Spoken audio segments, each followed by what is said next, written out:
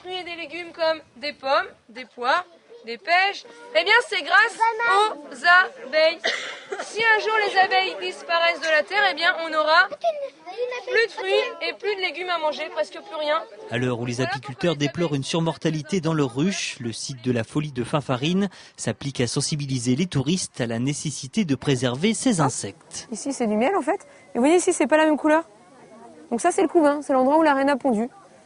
En fait, on se promène à travers des cadres, donc on circule et on voit des grosses abeilles. On est en fait comme une abeille, on rentre à l'intérieur de la ruche et en fait on peut faire comme les abeilles, aller récolter du nectar, du pollen, les mettre dans les alvéoles. Et hormis ce côté ludique, ce maillon primordial dans le cycle de la pollinisation des fleurs, l'abeille est en danger. La cause de cette mortalité, pesticides, insecticides, fongicides et herbicides utilisés dans nos cultures, à commencer par nos jardins. L'abeille vient, elle va butiner, elle va s'intoxiquer, elle va mourir. Donc chaque année sur la planète, c'est de nombreuses abeilles qui disparaissent. Pour vous donner des exemples, aux États-Unis, c'est 70% des colonies d'abeilles qui disparaissent chaque année. En France, c'est 30 à 40% des abeilles qui disparaissent chaque année.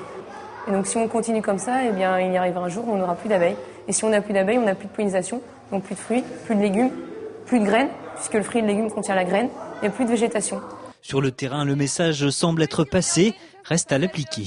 Si on met du pesticide dans les fleurs, et les abeilles elles vont mourir et on va mourir nous aussi parce qu'on n'aura presque plus rien à manger. Il faut faire attention à notre environnement et attention à nos abeilles parce que sinon on va tous mourir sur Terre.